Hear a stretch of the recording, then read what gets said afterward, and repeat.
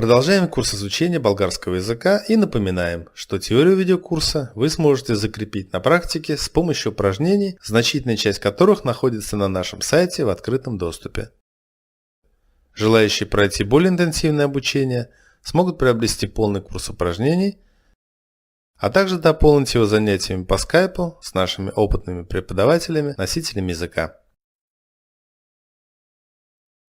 Прилагательные антонимы: полный и пустой. Пылен, пылна, пылно, пылни.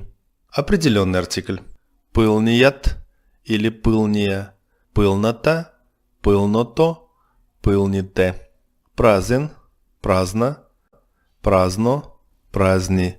Празният или празния, празнота, празното, празните.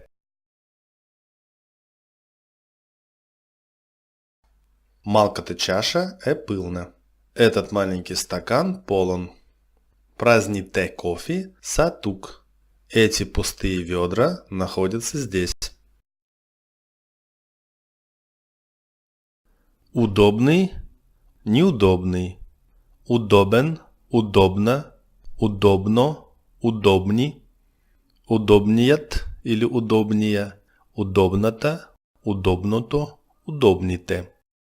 Неудобен, неудобна, неудобно, неудобни, неудобният или неудобния, неудобната, неудобното, неудобните. Тези столове са много удобни. Эти стулья очень удобные.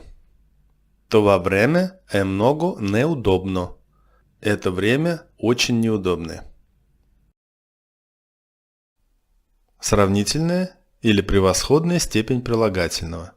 Используется, когда мы хотим сравнить объект по какому-либо признаку. Стакан пуст. Чашата празна. Стакан полон. Чашата пылна. Стакан полнее, более полный. Чашата попылна.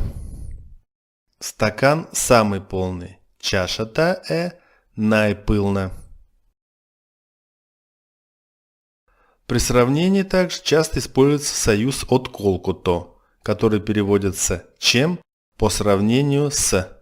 Например, пылна чаша по-добре отколкото празна. Полный стакан лучше, чем пустой.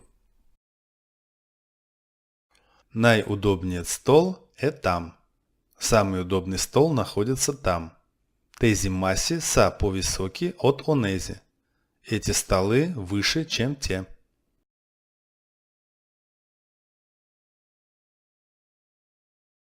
Прилагательные большой и маленький. Голям, голяма, голямо, големи, големият или големия, голямата, голямото, големите. Малък, малка, малко, малки, малкият или малкия, малката, малкото, малките. Малкото дете се учи много добре. Этот маленький ребенок учится очень хорошо. Низкият стол не много удобен. Этот низкий стул не очень удобен. Прилагательные высокий и низкий. Висок, висока, високо, високи, високият или високия, високата, високото, високите. Нисък, ниска, ниско, ниски, ниският или ниския, ниската, ниското, ниските. Високата жена има червена рокля. У этой высокой женщины есть красное платье. Книгата в низкия шкаф. Эта книга находится в том низком шкафу. Наше очередное занятие подошло к концу. Надеемся, оно было полезным и познавательным. Смотрите видео и закрепляйте знания с помощью упражнений на нашем сайте strangeschool.com. До встречи на новых занятиях. Успешен день! До виждане!